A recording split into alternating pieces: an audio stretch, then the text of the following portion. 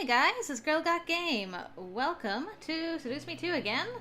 It's time to do my darling Eric's route. I thought we'd start at the menu screen because Kay might have something to say to us again. So without further ado, let's start my sweet, sweet Eric's route. Hold on there! Before you start the game, I need to ask you a few things. Don't want you getting lost now. First of all, have you read the first story? Okay, yes, I've done that. Oh, okay. Awesome. Next question. You do know this is Eric's route, right? You know, the second oldest incubus that calls you princess and is seductive and stuff. Oh, I am aware. Yup. Oh, awesome! All right then. Eric's a nice guy once you see under his Playboy mask. He's really nice. Anyway, I have one last question for you. Some people like hearing the... I've already heard that. All right then. Oh, just so you know, though, anytime you have the choice to have sex, you can totally say no and still get the good endings. Consent is very important, regardless of who you are. I do have to squint a wee bit at that, Kay, because as I discovered, not having sex did affect the endings in James's route, so squint. I think that should be everything. All right. Phew, that took a while. You forgot something. Oh no. Alright, we've started. A man's devotion. A sweet lullaby, one you would hear as you were rocked in your mother's arms as a child. I could not help but adore such melodies with every ounce of my being, smiling whenever one would play for me. It was only fitting that I would enjoy my dreams with the sound of one playing in my head. Yeah, I'm sure that's normal. My slumber was calm and peaceful as a sweet tune echoed in the abyss of my subconscious. I didn't know why, but I relished that tune that night. Strange, really, how a melody could calm any storm running through your heart. My storm was my engagement to Erik, my demon soulmate. Yes, he was my soulmate, my prince. At the same time, he was indeed a demon. I adored him with every ounce of my being, and I was about to be married to him in the weeks ahead. I couldn't have been more nervous and excited about the whole ordeal. Still, the lullaby that flooded in my dreams kept me calm and at peace. I wondered if the same music could soothe an actual child. Oh sure, that's not concerning. A child's laughter broke me from my peace, causing me to slowly open my eyes and awaken from my slumber. And then this became a horror game. My eyes focused on the ceiling as I tried to figure out what the sound was. Was it part of my dream? It was effective enough to wake me up. I rose from the bed, looking around the room in confusion. Why had I heard a child's laugh? And how did it wake me up? It was strange, to say the very least. A child's voice. However, before I could contemplate about it further, a slight dip in the bed to my side made me gasp softly in surprise. I looked to my side to see Erik still sound asleep beside me. He looked so peaceful and happy, like he was absorbed in a joyful dream of his own. I couldn't help but smile at the sight before leaning down and kissing his forehead. Mwah! He shifted slightly, mumbling my name. Oh, you're only now asking? Good grief. Eric's like, line. What's her name again? Angel. He was just too adorable for words. I truly loved him with all of my heart, even if he did forget my name. I love you. Still, despite wanting to stay in bed a little longer with the man of my dreams, the child's laughter ushered me to slowly creep out of bed and leave the room to find where it had come from. Yeah, do you want to call out, is anyone there? See if they call from the kitchen. Yeah, I'm in the kitchen making a sandwich. Do you want one?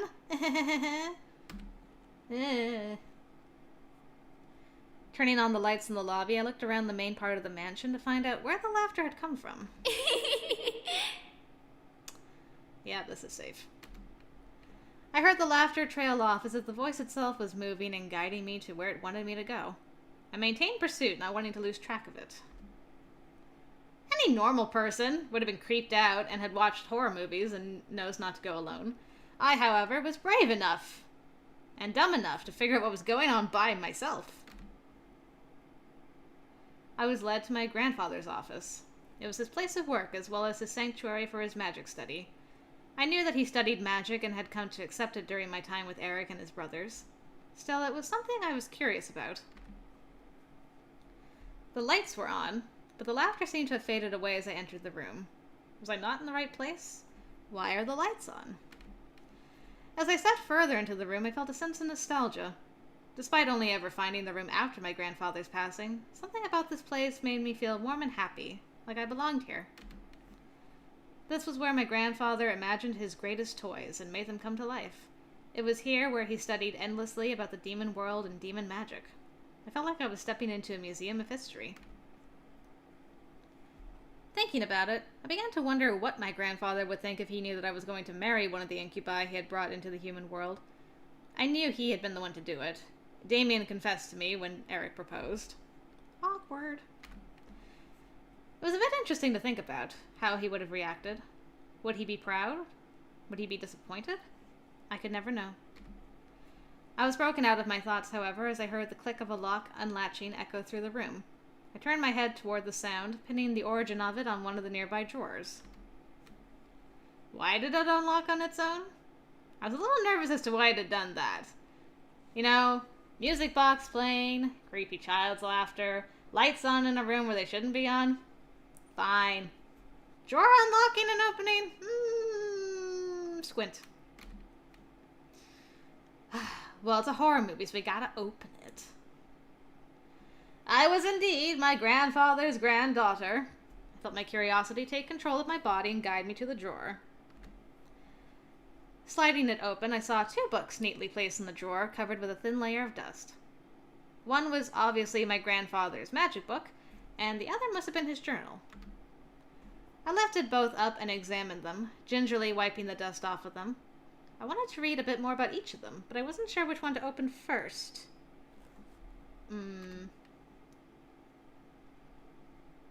Magic? Before we find out that he would have been very disappointed in us for marrying a demon. I opened the magic book first, wanting to explore its contents before seeing grandfather's notes. Maybe I'd learn something.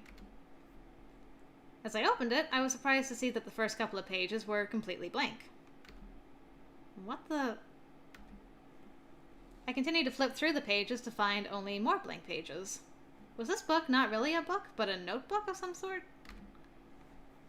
I stared at the pages, unsure of what its purpose was.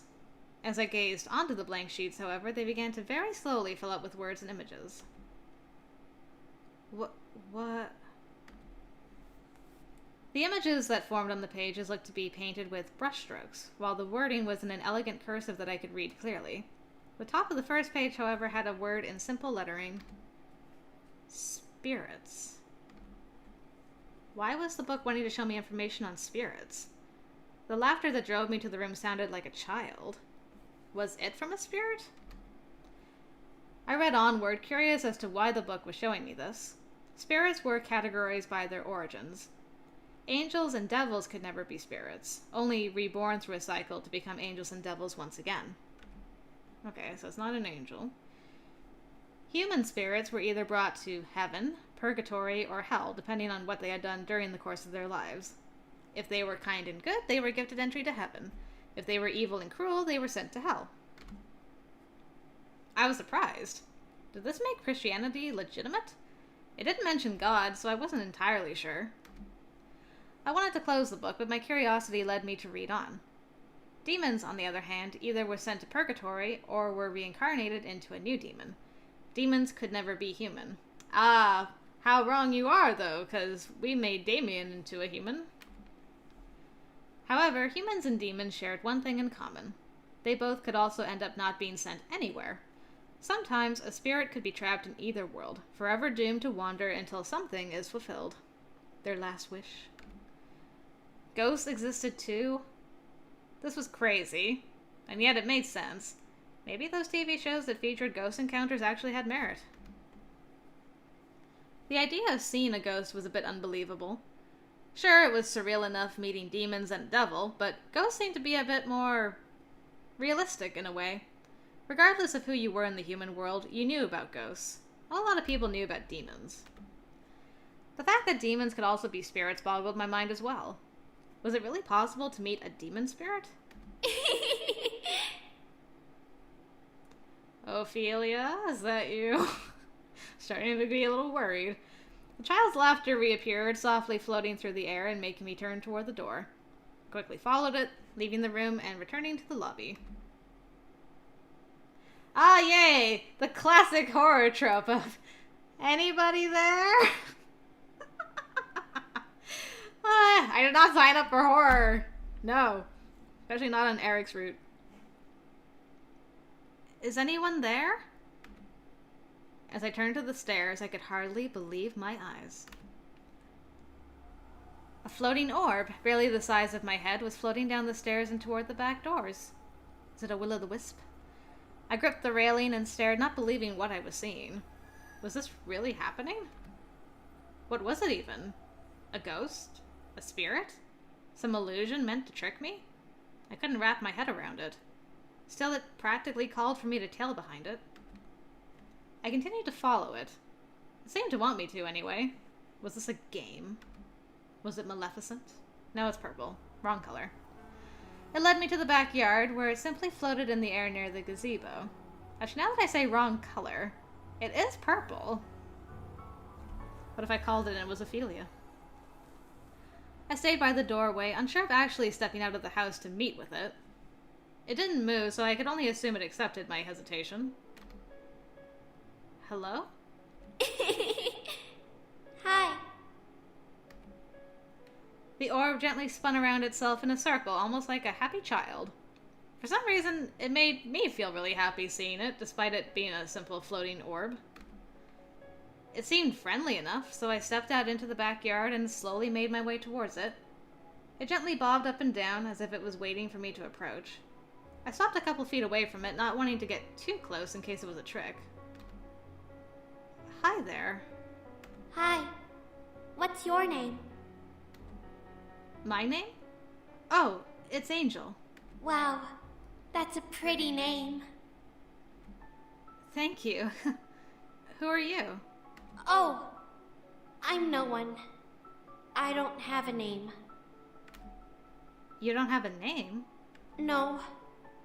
I wasn't able to get one. But that's okay. I'll get one soon. I'm getting more and more suspicious that this is Ophelia, because I don't think she was born when she got murdered. That could be why she's like, I wasn't able to get a name because I wasn't born yet. The orb, whatever it was, had to be the spirit of some child. Human? I didn't know. I wasn't sure. All I knew was how sweet and innocent it sounded. The child's voice was pulling at my heartstrings in all the right ways. The orb twirled around again with a small laugh. Let's play together. Oh, I mean, what would we play? I almost couldn't believe the words coming out of my mouth. Was I really okay with playing games with a spirit? I mean, it was friendly, yes, but it was a spirit. What I was doing out in the middle of the night with it was another question I let go of and fade away in my head as I stared at the orb. My heart felt fuzzy and warm enough to ignore the doubt niggling at my brain. Are you using succubus powers? Like your sister Diana? The orb dipped and spun around my body, making me giggle and try to follow it. As it circled back to where it used to be, it almost bounced in the air happily. Come on, let's dance. I began to dance around the orb as it moved gracefully around my form. In my head, a song began to play as I had fun weaving and swaying with the orb. I felt light and happy, even though a part of my mind was questioning what I was doing. Why was I doing this? Why was I so accepting of this spirit? My body was moving on its own, but I was enjoying every minute of it. The orb followed along, matching each sway with one of its own. Soft laughter echoed from it once in a while after every couple of steps I took. It seemed to enjoy my company, which in turn somehow made me happy. Princess? Oh, thank goodness you're here. The orb gasped and hid behind me as I stopped dancing. I turned quickly to see Erik standing by the door frame with a confused but tired look on his face. Erik. What are you doing out here, love? I wish I knew. I blushed, rubbing my hands together behind my back from embarrassment. I must have looked like a fool dancing in the yard in the middle of the night. I turned my head to look at the orb, but gasped in surprise when I realized that it had disappeared. What? Huh? What's wrong? I was beyond lost and confused. What was happening? What had just happened? I turned back to Erik to see him walking towards me. I crossed my arms, realizing how cold the night air was, and smiled meekly at Erik. I just, wanted to get some fresh air, that's all. While dancing by yourself? I stared at Erik, not sure of what he meant. If he was watching, he would have seen the spirit dancing with me. Forget about it. Let's tell him. It's always good to tell. You didn't see the orb that was dancing with me? Huh? Orb? Erik raised an eyebrow, obviously not understanding what I meant. Did he really not see it? It's true. There was a spirit here that looked like an orb, and I was dancing with it, not by myself. I knew I wasn't making sense. He didn't seem to believe me. Still, I didn't want to lie to him. He was going to be my husband soon, so we had to trust each other. That's right. Honest and open. If my reason sounded stupid, fine, but at least it was the truth. Erik finally smiled and reached towards me before petting my head. Did you have fun then? Wait, he really did believe me? I wasn't entirely sure if he did, but from the look he gave me, he was willing to accept my answer either way. Erik gently reached out and took one of my hands, placing his other hand on my waist. I looked up at him to see his lips curve into a small, playful smirk. Would you mind if I dance with you then, princess? I would love it. My face turned red at his question, but I smiled and nodded. I liked dancing with him. I tightened my hand over Erik, straightening up and leaning against his chest, ready to dance. Erik chuckled softly before leading me into a slow but elegant waltz around the backyard. I felt like I needed to thank the spirit later for giving me yet another wonderful memory with Erik. He led me around the backyard as if we were at a real ball. The moon served as a brilliant crystal chandelier, and the wind became our music.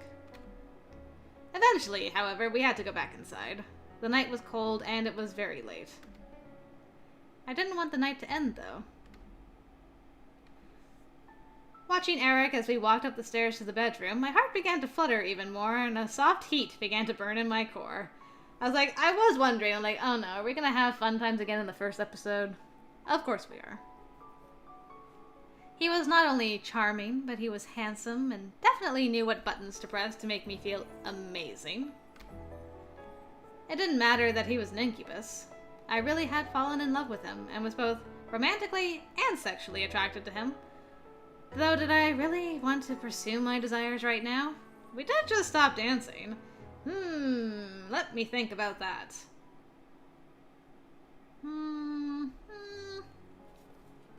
Well, you know, sometimes if you don't follow through on these, you get a bad ending, so. Here we go, everybody. Okay, I'm gonna put my cold hands on my cheeks so that they don't burn too much, and away we fly. The burning in my core wasn't just going to go away on its own now.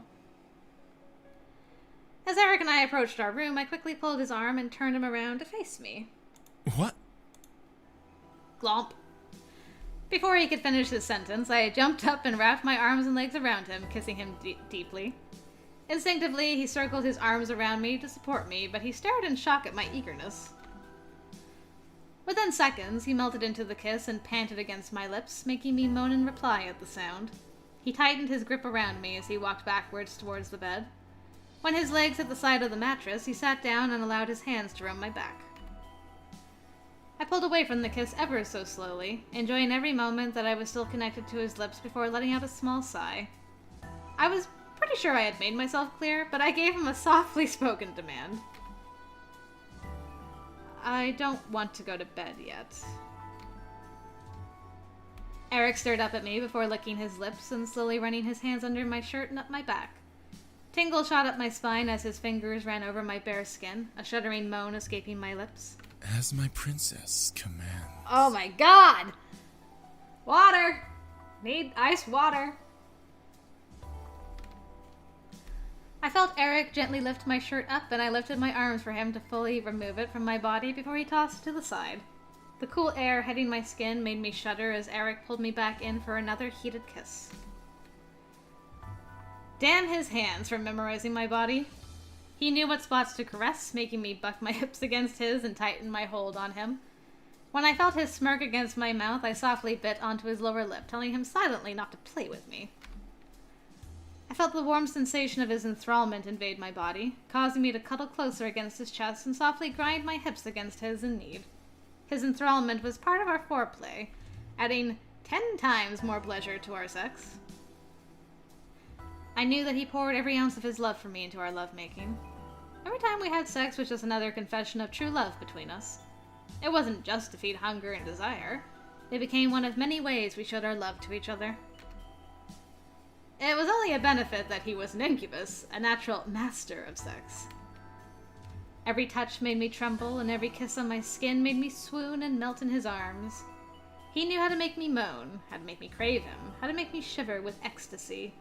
I had been surprised to learn I was his first, and his only, with how talented he was. Soon it wasn't just my shirt that was removed from my body. Every article of clothing he and I wore ended up scattered throughout the room, unnoticed and uncared for. The only thing we cared about was each other and the pleasure we gave each other on our bed. We made sweet and passionate love, rocking to the rhythms of our hearts and our desire for each other. Every moan I made, he matched it in kind. Every breath I took, Erik found a way to make it heavier and hotter. My nails and fingers dug into his shoulders and back in pure ecstasy as he continued to drive into me over and over with his passion and love, pulling me higher and higher towards my limit. I could only tighten my legs around him, pull him to more heated kisses, moan against his lips in desire. When we both apexed, it was a blissful and fiery ride towards a peaceful and loving wave washing over both of our bodies. Lost in my pleasure, I could only cuddle into Erik's arms as he wrapped them around me and pulled me against his chest. His feather-like kisses peppered over my forehead, making me smile. Good night, my princess. I love you. I love you too, Erik. I could only close my eyes and relish the warmth Erik gave me as I let my mind escape into dreamland, and hopefully no more creepy children laughing? Yeah, laughing's a word. Sorry, I'm a little flummoxed, alright? Can you blame me? That was a lot to read. To my surprise, the child didn't return. I was a bit saddened, but I didn't let my thoughts linger on it any longer. I had a peaceful dream with Erik wrapped around me all through the remainder of the night. No nightmares, that's good. As the morning came, however, the other incubi essentially kidnapped their brother. Despite my minor protests, knowing that we had work to do on the wedding, the brothers were relentless. We're just stealing him for a bit. We'll return him later. Uh-huh. Don't like the sound of that. But we have to... Everything will be alright. You can finish working on your dress while we keep him out of the house. Oh, it's weird saying James now. I can't wait to meet your wife, though. Oh, my goodness. I mean... Yeah, but... You could survive a day without your love slave. You're marrying him, after all. It's not like he'll be gone forever. The love slave.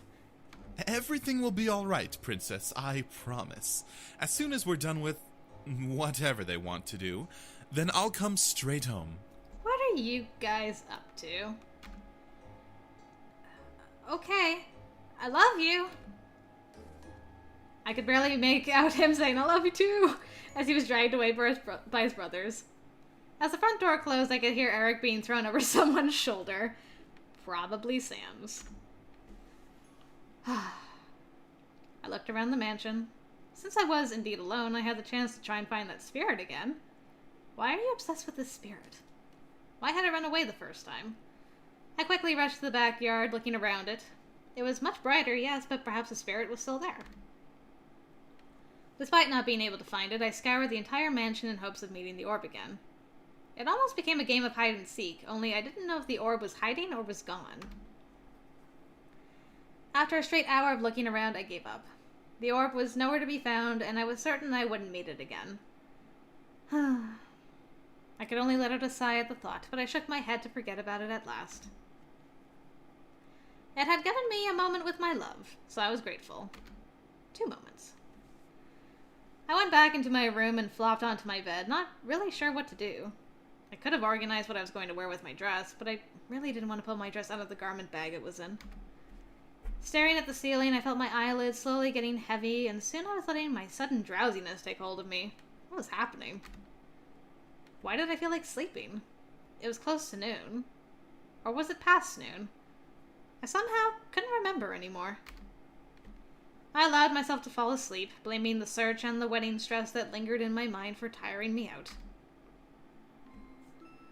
My body floated in the darkness, met once again by a soft and peaceful lullaby. This night was perfect, and I definitely deserved it. My body felt comfortable, and my thoughts were lulled into a quiet hum that accompanied the lullaby in the air. The only thing that would have made it better was Erik. As if my dream wanted to please me, an image of Erik appeared in my mind. He smiled his heart-pulling smirk at me, and I felt myself become warm and fuzzy just from his gaze. As he floated over to me, I became entranced in his eyes. My voice wouldn't come out, despite wanting to say his name, but I wrapped my arms around his neck and pulled him close to me. He leaned into my embrace, ghosting his lips over mine teasingly. Was Dream Erik trying to seduce me in my own dreams and seduce me too? I pressed forward, wanting to kiss him. We both didn't make a sound, but let our kiss relay our love for each other between our lips. My heart pounded in my chest as he wrapped his arms around my waist and pulled me even closer to him. It was strange. He felt so real in my arms. I combed my fingers through his hair, feeling the pink copper strands on top of his head, yet this was a dream. I knew it was a dream. His arms gently ran along my back and waist, not daring to go below it, but making wonderful shivers run up my spine with each stroke. I really liked this dream, and tightened my hold on Erik, letting him know that I enjoyed his touch. Erik eventually pulled away from the kiss and smiled down at me, running a hand over my hair and caressing my cheek. I stared up at him lovingly, feeling a soft swell in my lips from the kiss we had shared. What I didn't expect was him slowly leaning down and planting a soft kiss over my chest, just over where my heart was. I stared, unsure why he did such a thing. As my heart began to feel warm and lighter, I let a silent sigh out of my throat, feeling the pleasure of its sensation.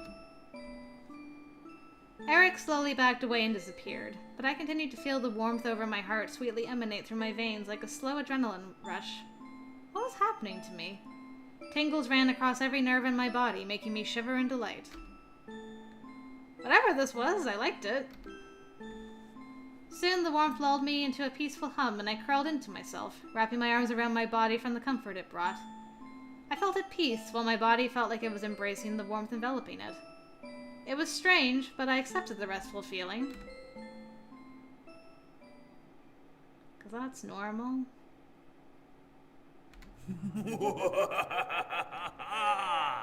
Oh, come on, not already. What? Gah! That didn't sound good. From the darkness, dark laughter invaded the air, breaking the lullaby and making a sudden cold feeling wash over my skin. Before I could react, however, a large and deep pain invaded my chest, almost like a sword stabbing all the way through my body. I could not see anything of the sword as I looked down at my chest, but my hands tightened over where the pain had erupted from. What was happening? Felt blood splash out of my mouth and drip down my lips. I gasped for air, disgusted at the coppery taste in my mouth, but I was unable to break out of the illusion. I needed to wake up.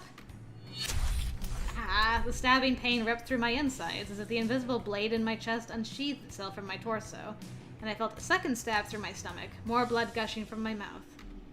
Someone help me! I felt my body slowly start to shut down. Was I dying in my own dream? Why couldn't I wake up? Cold waves ran through my nerves, numbing my body as if I was indeed slowly dying. As blood dripped from my chin, I felt lightheaded in the darkness. but an almost violent shake broke me from my dream, forcing me to physically open my eyes. Princess! Oh, thank goodness. I